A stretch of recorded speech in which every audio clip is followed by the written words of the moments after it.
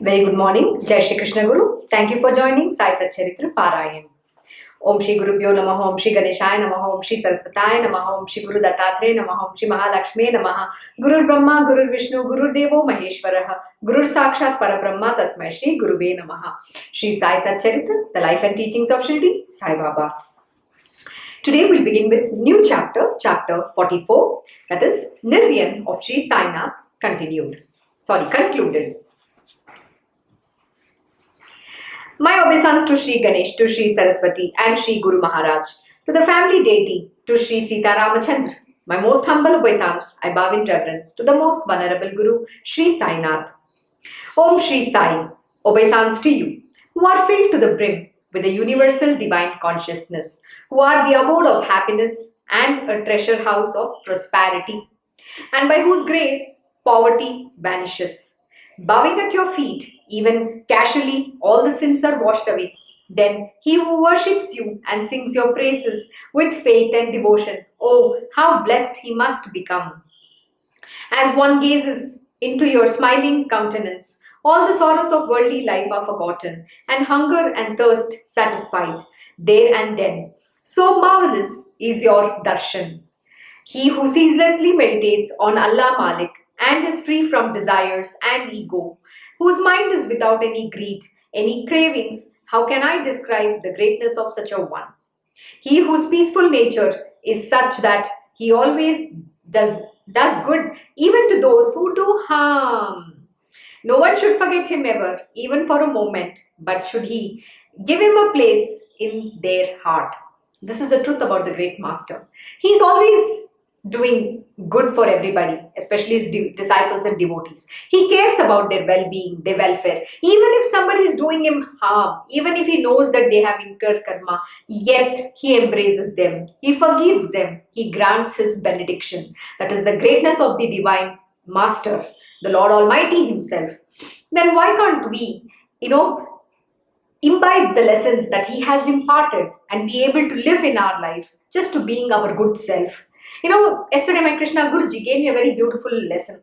He says, the world might behave however they want. Why can't you just be nice? He's saying, I'm not asking for too much. You don't have to say somebody's done something wrong. Okay, you say that in a nice manner. You don't have to show your anger. What is the use? See, everybody is given into their human nature. It's very difficult for them to overcome. And he said, please understand, everybody has to go through their own tests. And sometimes learning the hard way is extremely important. But we human beings forget about learning the hard way. We always want to fall and learn and continue to make the same mistakes over and over again. Why? Because we don't want to change. We are so rigid with our belief systems and the ego. We think, oh, somebody has hurt us, somebody has done something bad to us, and I don't want to forgive. Why? My Guruji asked, if you also make simple mistakes, if I were to forgive you, then why can't you forgive the world? It's like that. No, he was just giving this lesson. His point of making this, imparting this knowledge is that to say anger can strike any time, because that's the nature of an individual. And in anger, people can say whatever they want to, and they will commit that sin. So what should you do? He said very simply this. Take the name of Lord Shri Krishna. Just chant his name and be silent. When your mind is very angry and you want to say some things to somebody, just say Krishna. Call out to him and see the magic that happens. I think that's very beautiful. Similarly, you can call out any name of the divine Lord that you believe is one in whom you have conferred your faith in. It could be Sainath, it could be Lord Dattatreya, it could be Lord Shri Krishna. You could call Hari Om, whatever the name that you choose to call him out and see what happens. So that should be your faith. Why is that you're giving into your mind so much? See, some of these tests come because we have to overcome that mind, ego, arrogance, and believing that I am the body, somebody's insulting me. What is the Guru, the great masters are trying to do by putting you through all of this? Simply this. He's trying to break your ego. You need to become humble. To becoming great, you don't need to have ego. To becoming humble, you don't need to have ego. Ego is something that we have to give up in life. The greatness comes when you give up ego. It doesn't matter. I've seen my Krishna Guruji, he'll say sorry to people only to pander to their ego. Not because he's sorry about anything, just because it satisfies somebody's ego. And please understand one thing. When my Guruji says sorry from his mouth, which means it is the other person's downfall, not my Guruji's downfall. And my Guruji has not become any small person. On the contrary, he shows his greatness. And that is what he teaches us. He's teaching us how to be, how to have humility, how to be humble in life. We don't have to show our ego and arrogance. See, everybody's, driven by their ego. They think no end of themselves. So why do you want to also become like that? Can you show your greatness? That is exactly what he's teaching. What does greatness mean here? Greatness means to becoming divine, to go, to living the lessons of what it is to be in spiritual, to living the lessons of truthfulness, the righteousness. That is what is very important. Goodness is the most important word. Be your good self. You have to always do this. And here Baba has very nicely said, he who ceaselessly meditates on Allah Malik and is free from desire and the ego, whose mind is without any greed, any cravings. How can I describe the greatness of such a one? He whose peaceful nature is such that he always does good, even to those who do harm. No one should forget him ever, even for a moment, but should give him a place in their heart. Rama and Shri Krishna have beautiful lotus-like eyes. Saints have only one eye or are sometimes without eyes. Gods are comely beautiful in appearance, while the saints are always the very joy incarnate. They're always in a blissful state. See, they might show expressions that they are angry, that they are sick. That's all the Maya. But what they're trying to do here by doing all of that is to help you progress on your path. They only care about your spiritual will. They have nothing else to achieve in this world. Gods look upon us with grace only when we call out to them. But as for the saints, there is no end to their bestowal of grace on us. God says, God says, as men approach me, so do I accept them. But the saints are moved by compassion, even for those who revile them. There is no difference between the three, Ram, Lord Krishna and Sai. They are different only in name and all are one and the same. To say that this thing has a state of mortality is altogether false. How can he be troubled by death when he has complete power over it? I do not understand about Prarabdha, Sanchit and Kriyaman, but I know that Sai is compassionate and it beseeches mercy. As the waves of numerous desires surge upwards, the mind has no peace. And unless you bestow grace on this creature, his mind will have no stability. Absolutely. Without the grace of the Guru, you can attain nothing in this world. His compassion, his benevolence, it's incredible. Every look of his, every touch of his, it's only purifying us. Imagine, they say the sage, the Gurus are the Paras money. Just a touch will transform you. But sometimes my Guruji will ask this question. Why is that nobody gets transformed when they come with me? Maybe I have a defect. Of course not. Imagine we have come up with so much of a karma and we are so rigid in our attachment to this mind, body, senses and everything else that his touch is still not impacting. He's the powerful one. But why doesn't it impact? Of course, it's removing layers and layers and layers that you have accumulated over many million, previous births of yours. What is that happening? The happening is that self-effort is required. Here, my Krishna Guruji is very clear. I'm not going to do miracles or I'm not going to do any magic. The only thing is you have to find me within your heart and for which you have to work hard. I will not give you on platter. That spirituality is not about, getting anything on platter. God realization, you have to strive for them. If you don't strive, if you don't put effort, then how are you going to know the divinity within you? To understand that Lord Shri Krishna is within your heart, to recognize him there, to unravel him, you have to put that effort. What is that effort? That is about the purifying your heart, your mind, and surrendered unto the lotus feet of the Guru. But this comes with a lot of effort. It's not going to come easy. It's not going to come on a platter to you. Though the Parabrahma is in the palm of your hand. I explained, the other day when we were doing this chapter on Chavdi and also, while we were doing a chapter on Handi as well. The Parabrahman is right in the palm of your hand, yet we do not see. Why? because we think there's something huge we need to attain. No, the simplest of the thing, Guru Sakshat Parabrahma, which means when you have completely surrendered unto the lotus feet of the Guru, when he's pleased with your bhakti, when he's pleased with all that effort that you have put, when he's pleased with your devotion, he then reveals to you Moksha Moolam Gurur Krupam. Then he reveals to you, which is right sitting in the palm of your hand, yet you're searching all over the world. That God realization happens within your heart, but for which you have to obey your Guru's command. But if the Guru is displeased with you, he's not happy with you, then why do you think the Parabrahman is going to grant you? In fact, my Krishna Guruji was giving this in Uddhav Gita Satsang, and even in his Das Bodh Satsang, he was saying to no, Lord Shri Krishna, it's not so easy, because I don't have one worthy human being on this planet Earth or a devotee who can, put so much of effort, who will strive so hard to attain him. I don't have even single one. So why should I waste time here? Nobody wants to listen to me. Nobody wants to live the lessons of the spirituality. Then why am I here? Everybody wants to go on their own path. They want to they want to make their own mistakes. They want to commit the sins. And what point is it in saying I am in spiritual? Spirituality is not for weak-hearted. Again, I keep saying this. You have to live and breathe the lesson. If you can't imbibe the simple lessons, and if you cannot go ahead on your path, then what is the use of having this great master in your life? It's good for nothing, and you're wasting his time, your time, and everybody else's time. This is not merely, I always say this, one very important thing. People think spirituality means it's escapism from material world, all the problems that you have. Please understand, those two are different things. But it's interconnected. I'll tell you how. Whatever that experience of the lessons learned happens in the material world, which means in the physical realm. So you're experiencing the truth in the way you need to understand, and then you have to evolve. So whatever you go through, whatever the journey you go through in your material world is helping you in your spiritual world, because that is how you're getting the experience. So don't discount that. Don't discount anything that God has bestowed upon you, because it is only for your progress alone. My Krishna Guruji will say simply this, I don't care about your material world. All I care about is what you do in the spiritual world. That is what is very important to me. I want to see that you progress and you attain your spiritual will.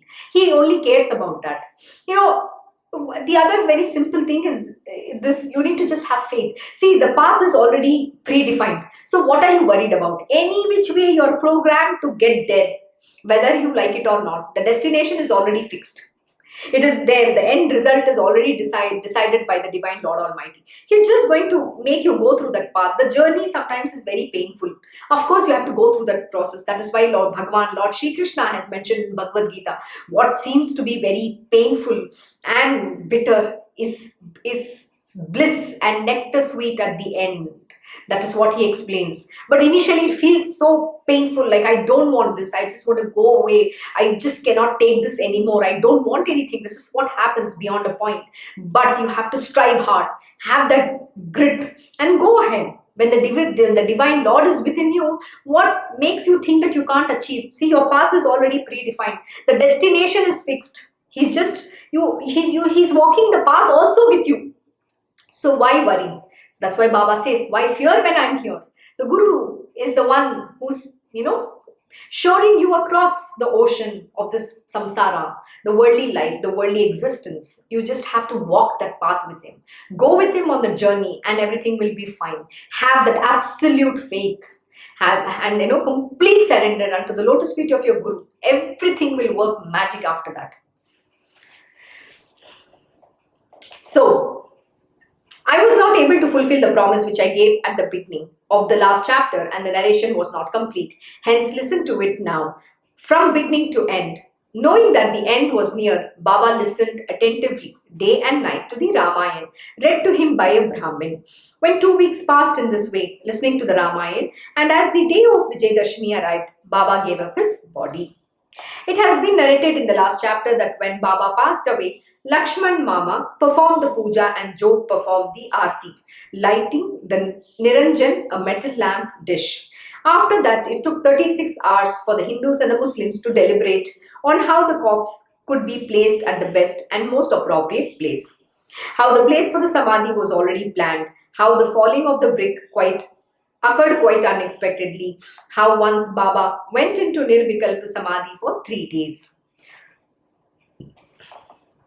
How everyone had doubts whether it was samadhi or death.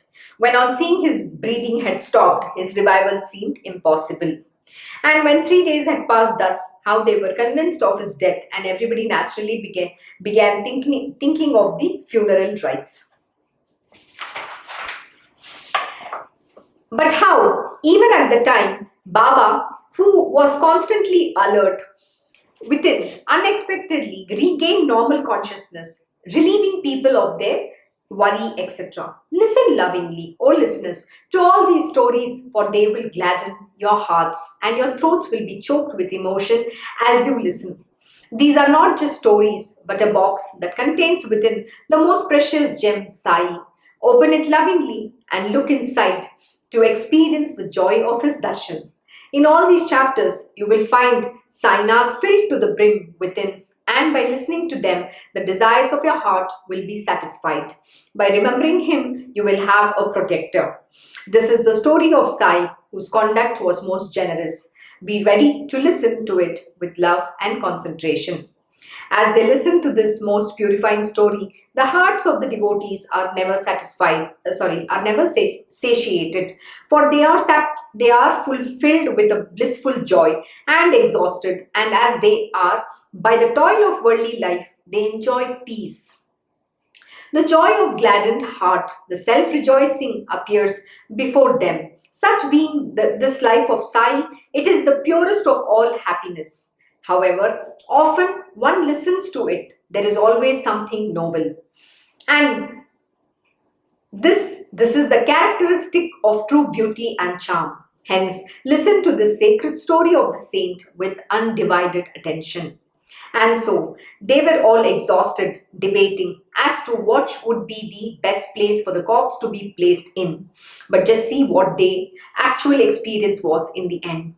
The part of the large room in Bhutti's Vada, where it was planned to have a sanctum sanctorum for installing the Murlidhar Sri Krishna idol, was decided upon as the place for Baba. Earlier, when the foundation was being dug, as Baba was going to the Lendi, Baba had nodded his head in approval to Madhav Rao's request. As the sanctum sanctorum for Murlidhar was being dug, giving a coconut into Baba's hand, Madhav Rao had entreated him to bestow his glance of grace on it. And seeing the moment to be auspicious, Baba had said, "Break the coconut. Well, all the children will pass our time here itself. And as we move about here, we will also converse about our joys and sorrows. Here itself, all the children will find peace of mind." Initially, everyone thought that Baba said this just for the sake of saying something. But later, they realized the significance when they got the actual experience. As Baba passed away, the installation of Murlidhar remained unperformed. Instead, it was considered to be the best place for preserving the treasure that was Sai.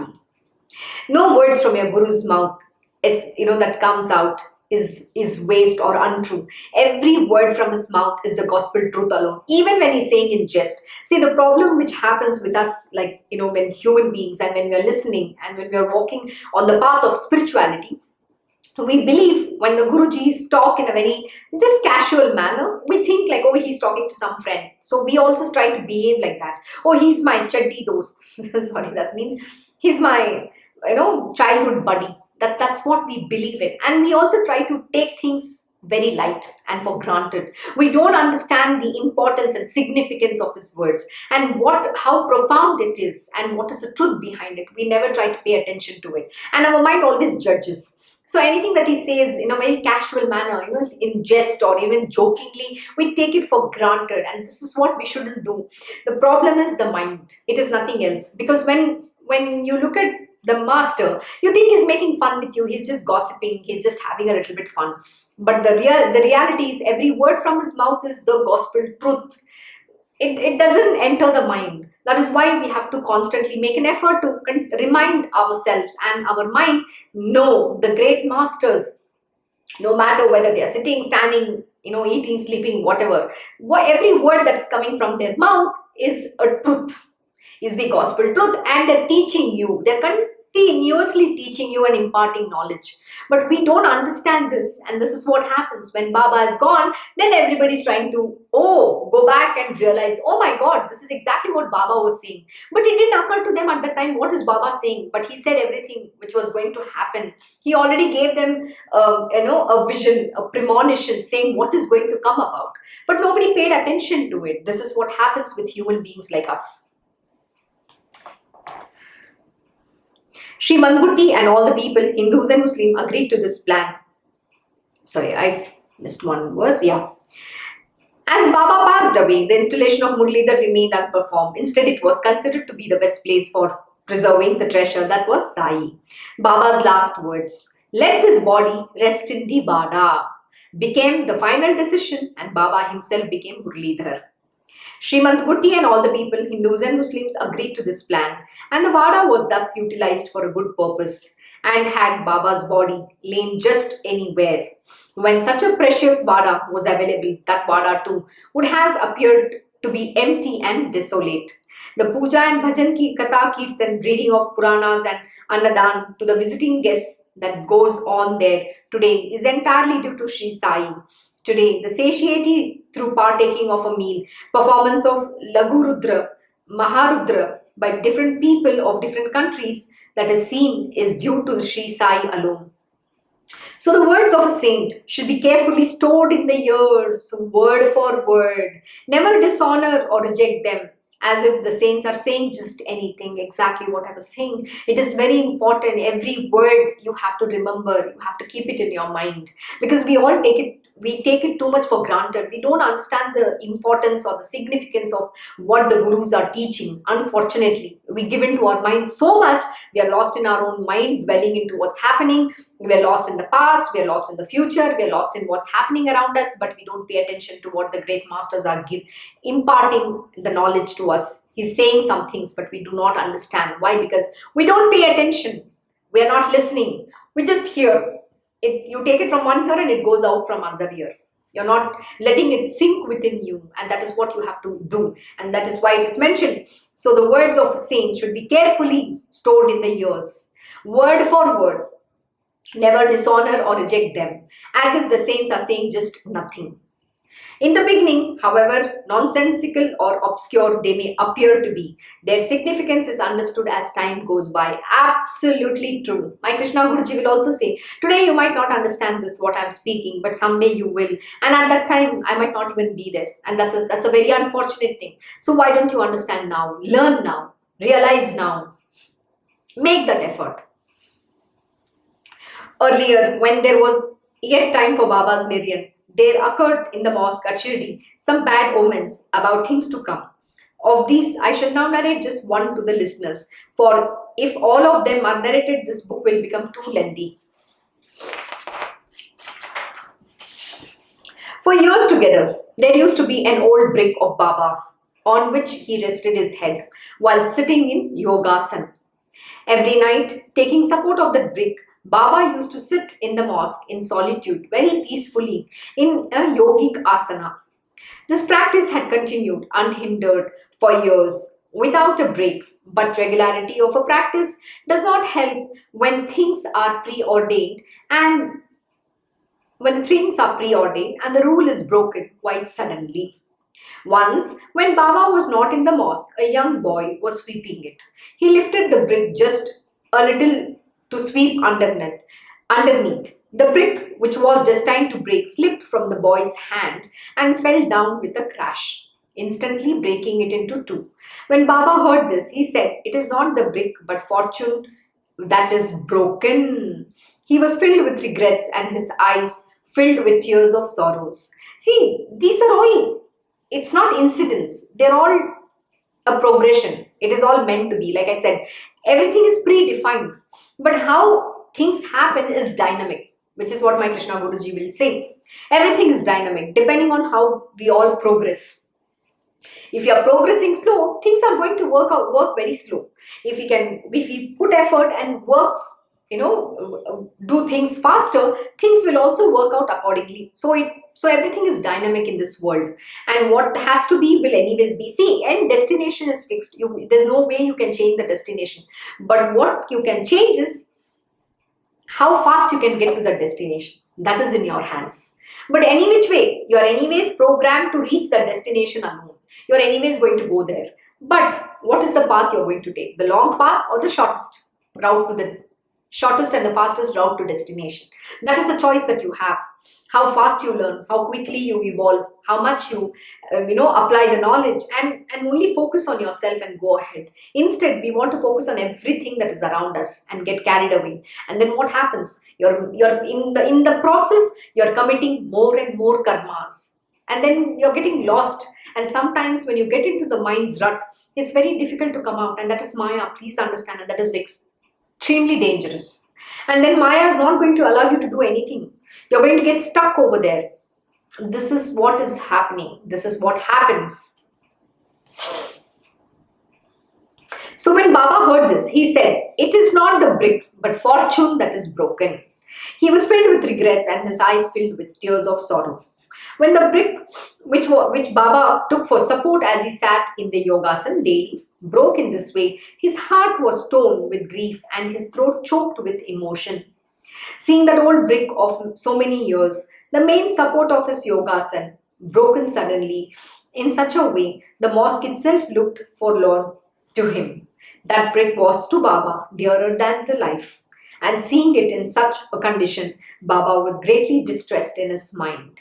It was the same brick resting his elbow on which Baba would spend hour after hour sitting in yogasana, all ready for yoga. He naturally had great love for it.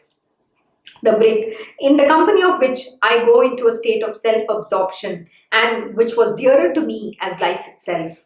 That companion of mine is broken and I too cannot remain without it. That brick, my companion of a lifetime, has gone, leaving me behind. Remembering its many qualities in this manner, Baba started crying. See, there is a reason. He said that's the only thing that he owns. That also doesn't own. You need to understand. I'll give you a very simple example. When Swami Vivekananda went to New York, he had no money. He just had one walking stick with him, and he met one of this lady who was a great devotee of Swami Vivekananda, and she helped him. He went and stayed with her initially, and she helped Swamiji. All that happened, and out of goodness, when he was leaving America, she said, "Can I have your walking stick?" He didn't have anything to give her. That's the only thing that he had. And she's like, "Can I have your walking stick?" And she took, and he gave that one thing that he had with him. So this is how it works. You come with nothing, you go with nothing. You own nothing in this world. But then today, what are we fighting for? Small piece of land, some jewelry, some wealth, some money. Nothing is permanent. Everything is transient. What is there now is not going to be, what was there then is not going to be now. What is there now will not be there tomorrow. So what are we running after?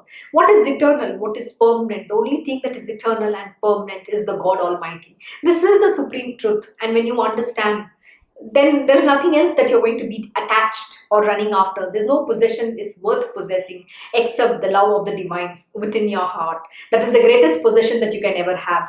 See, this body is there today. Tomorrow it will die. What use is it? It's no use. No, but the only use that it can have when it is attained the divinity, when it is serving the purpose of the Lord Almighty, when it is singing the praises of the divine, the glories and the praises of the divine Lord Almighty, and sharing the beautiful journey of what being in spiritual means, or even talking to different people about God, to his devotees and disciples. That is all the use of this body. Beyond that, there's nothing else. And yes, we are here to perform our swadharma. My Guruji will say two things that I stand for. One is dharma and second is swadharma. So we have to only walk the path of righteousness and do our swadharma. The purpose of our existence, that is very important, extremely essential and important. Why have we born on this planet Earth? That purpose, when you understand, you have to do your duty. Because you're serving the purpose of the divine. You have not come here for yourself. This is one truth that you need to understand. And when you realize that, everything else looks and you'll understand the futility of life itself. Then you will not bother what people say, what somebody is having, somebody doesn't have, somebody gives you, somebody doesn't give you. It doesn't matter. Sometimes when my Krishna Guruji will say, everybody is given into their nature. They are going to backstab me. He says, so many people have done. So what difference is it if it's one more is doing? He is not even bothered about it. Because this is what he understood, the truth. But for me, sometimes it's very difficult to digest, and that is where I fail. Because I think when you are with your Guruji, you are not supposed to commit any such karmas or sins. You have to be perfect, and there's no perfect. Nobody can perfect. The human body is imperfect. The only one who's perfect on this planet Earth or this entire universe is the Lord Almighty. Besides him, nobody else is perfect. And this is the truth. So we have to at least become good. Good beings. Good beings means we are divine in our heart. We live the teachings of the divine Lord Almighty. That is all we can achieve. Nothing more than that. So the brick is in the company of which I go into a state of self-absorption and which was dearer to me as life itself. That companion of mine is broken and I too cannot remain without it. That brick, my companion of a lifetime, has gone leaving me behind. Remembering its many qualities in this manner, Baba started crying. A doubt may naturally arise here. Is not that brick just a transient? Then why lament for it thus? What will people say? Absolutely. See, you need to understand, the great Lord Almighty sees God in everything, whether it is transient or not transient, it doesn't matter. Animate or inanimate, God is in everything. That is the truth. They are Parabrahma themselves. Yet they know this one very important lesson is to see God in everyone, in everything. And you can experience it when you have that love. When you don't have attachments, when you don't have hatred, when you don't have animosity, when you only harbor love and goodness, then you will be able to experience this.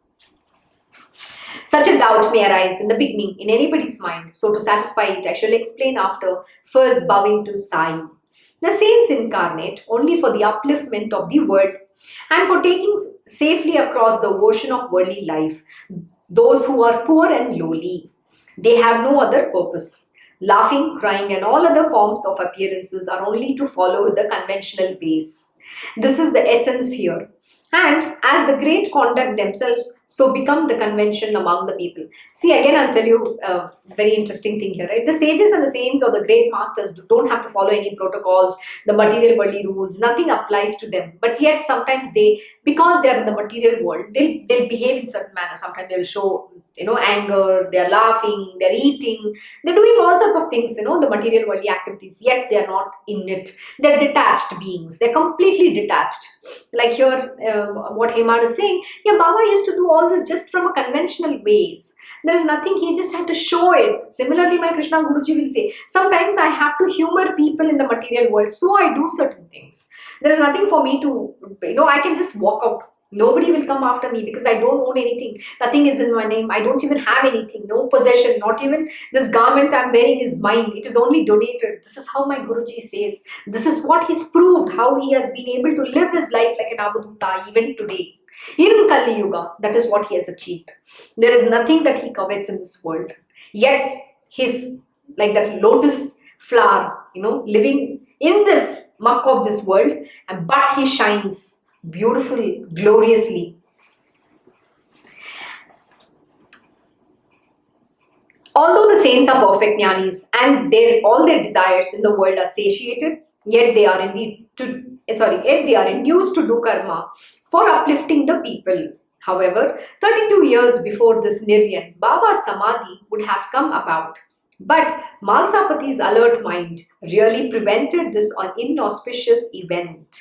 Had this evil happening not been prevented, how could the people have enjoyed Sai's beneficial company?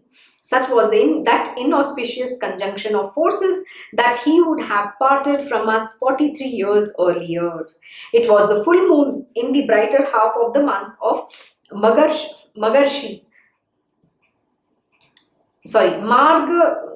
Margashirsha, December, when Baba became restless with an attack of asthma, and in order to be able to bear the physical affliction, he went into Nirvikalpa Samadhi. And Baba had already told everyone, for 3 days from now onwards, I shall go into Samadhi. Do not try to rouse me. That corner of the Sabha Mandap that you see, that was the place to which Baba had pointed his finger and said, dig the Samadhi there and place me at that spot.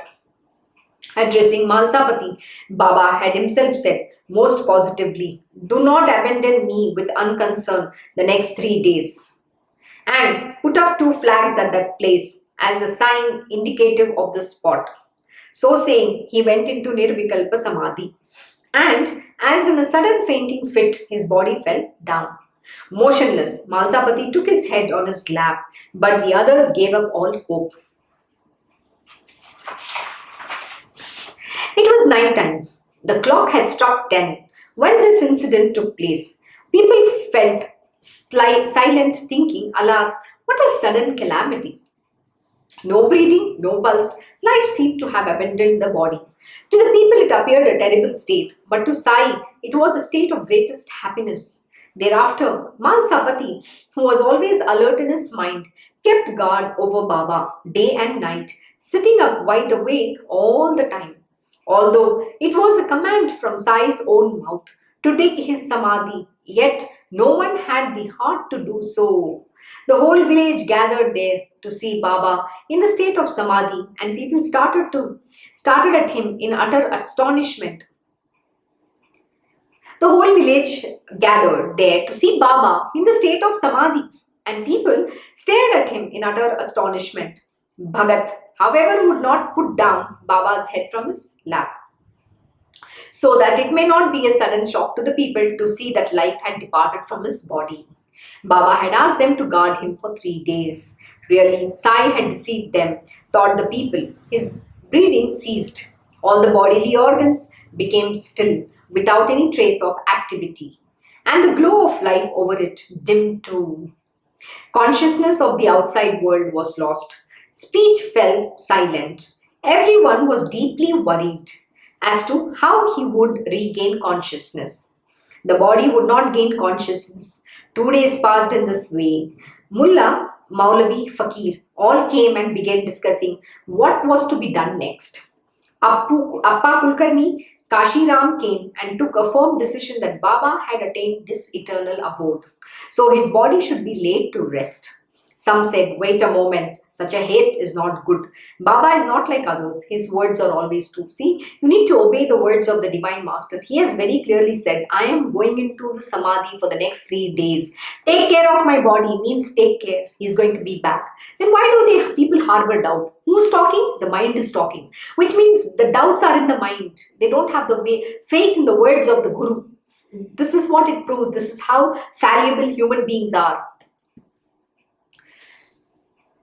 At once the others replied, from where will life come into a body that is already cold? How thoughtless all these people are. Dig the grave at the spot indicated, or do call all the people and give a timely burial. Get everything ready for it. And even as the debate continued, the period of 3 days passed. Then early morning at 3 o'clock, they saw signs of life returning. Gradually, consciousness returned. The twisting and turning of the body began. Breathing too resumed, and the stomach could be seen heaving up and down. The face began to look pleased and happy. The eyes opened. The motionless state had disappeared, and signs of life, of waking up, appeared. It was as if the bodily consciousness, which was forgotten so far, was remembered again, or the treasure that was lost was found again, and the treasure house was opened up.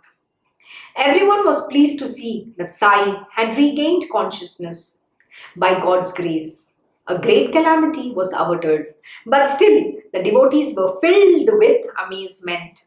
Bhagat gazed into his face with fond admiration, and Sai too nodded silently. The Maulavi and Fakir turned pale in the face. Thus a terrible situation was prevented.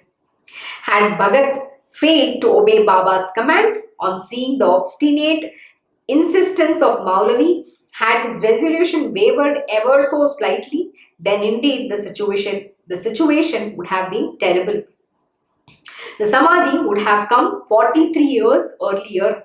Where then would be his conversation, where his enchanting, joyous darshan. See, this is where you have to have absolute faith in the words of the Guru and exactly obey his ordain, his command, and do what he's telling you to do. And if you give in to your mind, you're going to be destroyed. This is the essence of the story, which Baba has beautifully explained here. In the cause of people's welfare, Sai came out of the Samadhi and revived to life, to the great satisfaction of the devotees. He who was exhausted working for the benefit of the devotees and had gone into Samadhi, how could he have been revived any earlier? Truly inconceivable is this Leela. Seeing that Baba had regained normal consciousness, all the devotees rejoiced. Each one rushed for his darshan. Thus Baba's revival from the state of Samadhi was a matter of great joy for all.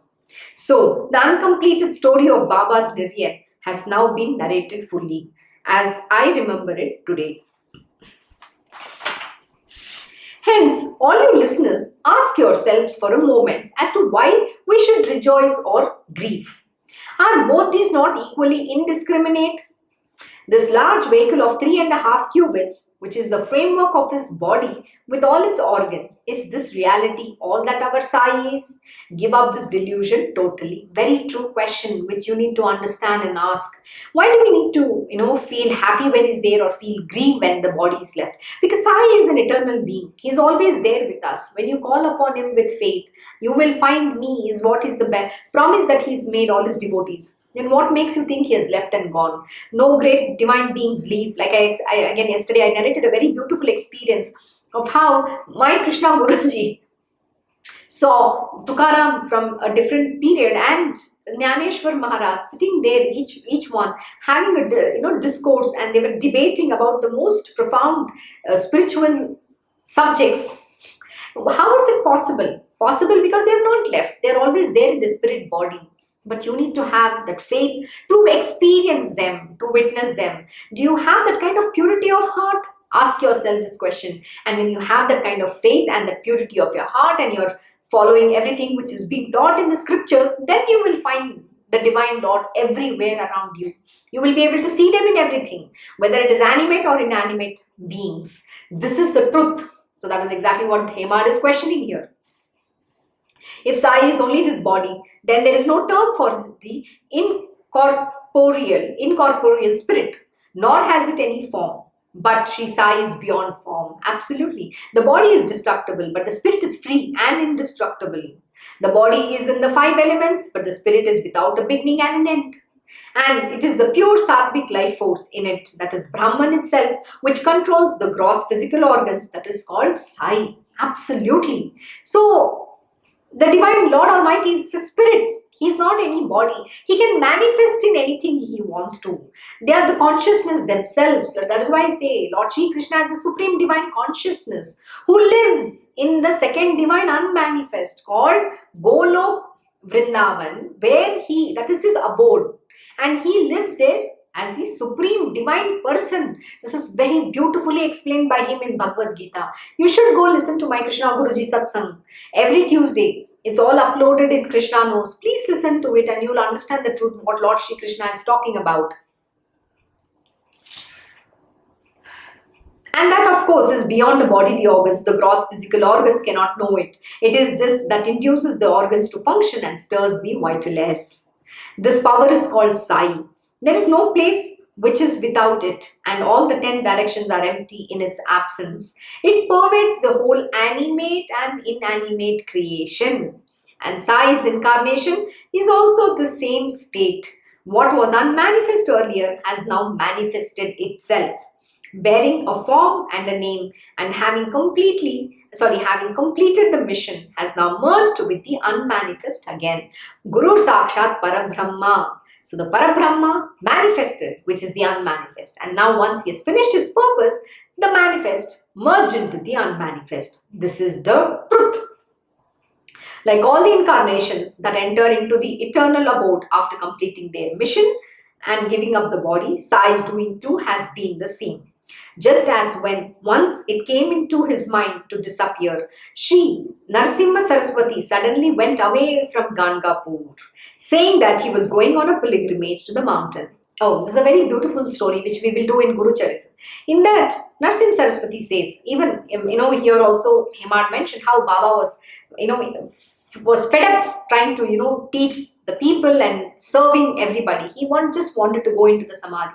In this also Narsim Saraswati has mentioned that beyond a point, people started coming to Narsim Saraswati, which is an avatar of Lord. It's an incarnation of Lord Dattatreya himself in that form of Narsim Saraswati. He said, everybody is coming to me to ask whatever they want, which is material worldly things. So I want to now go incognito. So Narsim Saraswati for 12 years went into incognito state, and he informed the chosen and his core disciples, a few of them, saying that I will be able to appear to you. You can speak with me, but I'm going to be incognito. And for 12 years, he went, doing his sadhana, sitting. He was not appearing for anyone. He was not visible to anybody. This is exactly what Narsim Saraswati did do. So, it gets frustrating beyond a point to these great masters because nobody is coming and asking for spiritual knowledge. Because they are the knowledge, they are the abode and the ocean of knowledge. They come here to give you spiritual will, but what do you go? I want a job, I want I want a child, I want money, I want this, I want good health, please cure my disease, please cure my mother's disease. Oh my God, the list is endless. I have a problem with my job in the office, with my boss in the office. I have a problem with my job, I'm losing my job, I don't know what to do. We are upset and we are just given into all these things. Can you go beyond all of that and seek your spiritual being? That is why these great gurus have manifested, and yet we don't understand the importance of having them in our life. Even after meeting them, we don't value it. This is the truth today and then as well.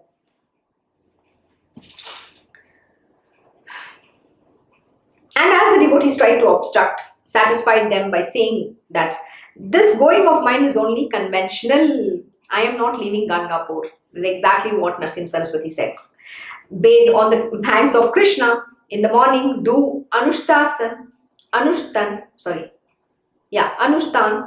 the Bindu Kshetra and worship my Padukas in the mutt, as my presence will be there eternally.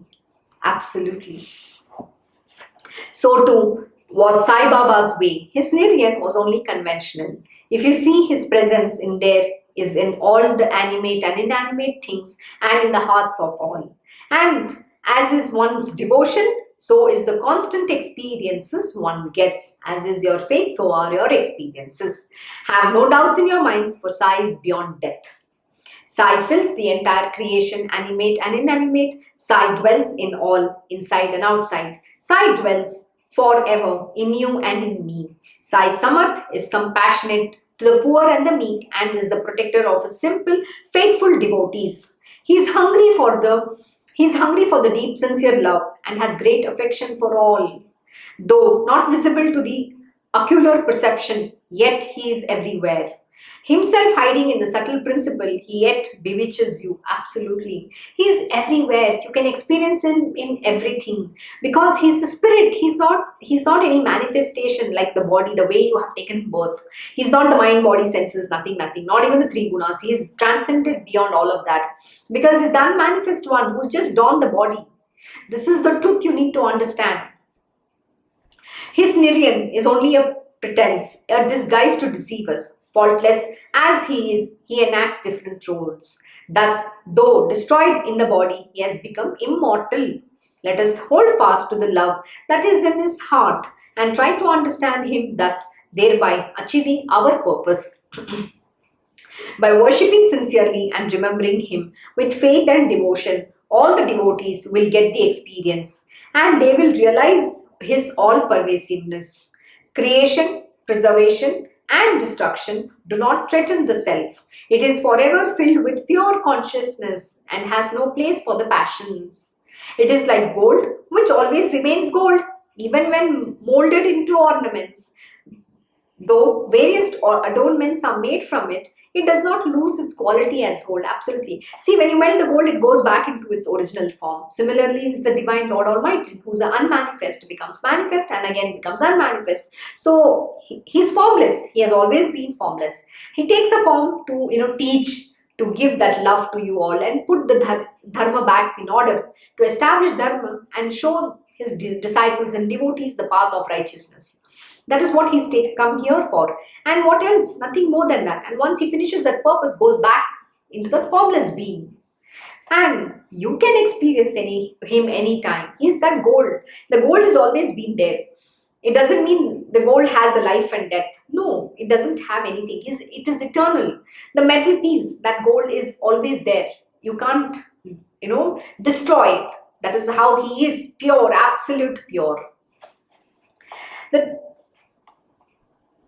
different ornaments are destructible and can be melted to pure gold, which is unchangeable and has neither shape nor name. Such we did this. May this Hemmat Panth merge into this gold absolutely and completely and dwell at feet of the Sai, who is adorned with all virtues to the end of this world. Later, the 13th day after Baba's Niryan was observed, Bala Sahib Bhate, a gem among the devotees, collected Brahmins from the village and began the funeral rites.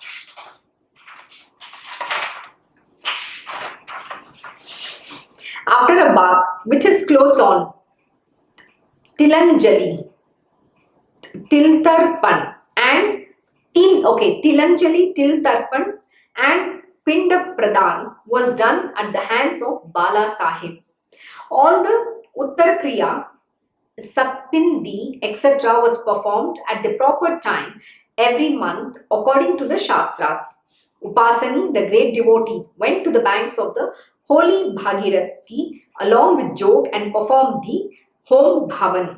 And after feeding the Brahmins, giving Annadan to the poor and after offering Dakshina as prescribed by the Shastras, they then returned.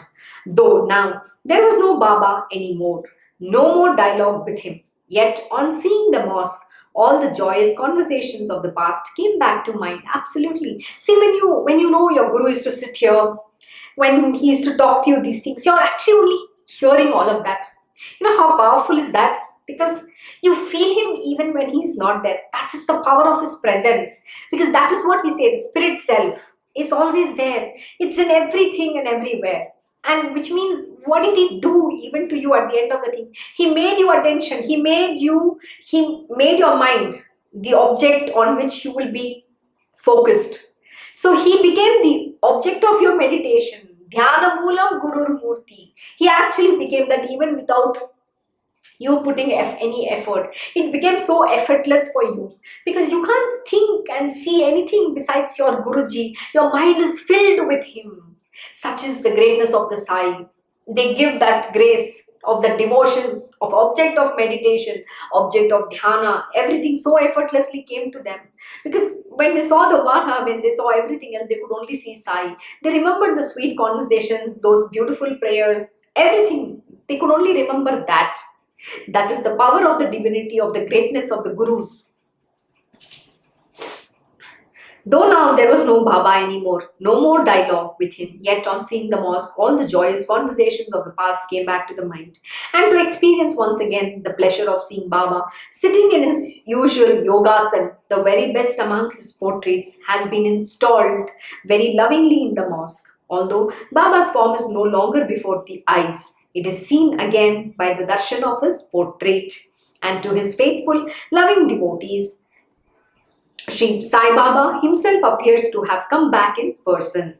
Shamrao, whose surname was Jayakar, has drawn this beautiful portrait. Such is this wonderful portrait which always reminds us of Baba. A great painter that Shamrao was. He was also a great devotee of Baba, who after careful thought acted according to Baba's order.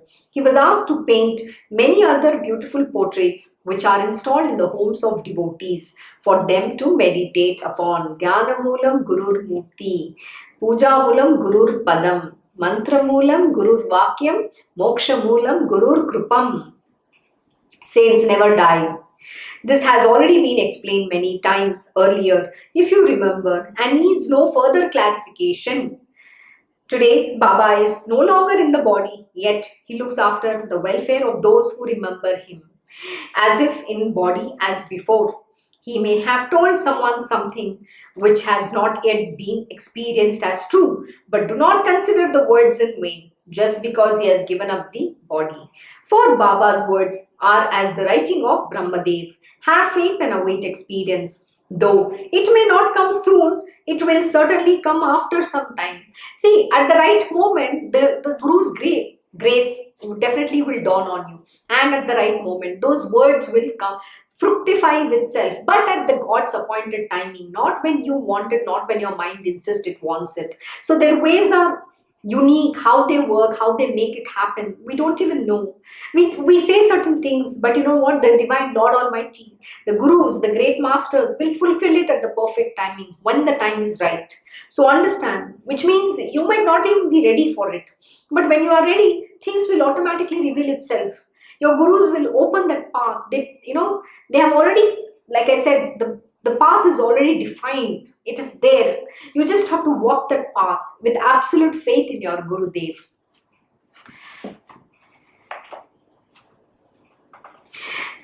We are at the end of the hour. I'll see.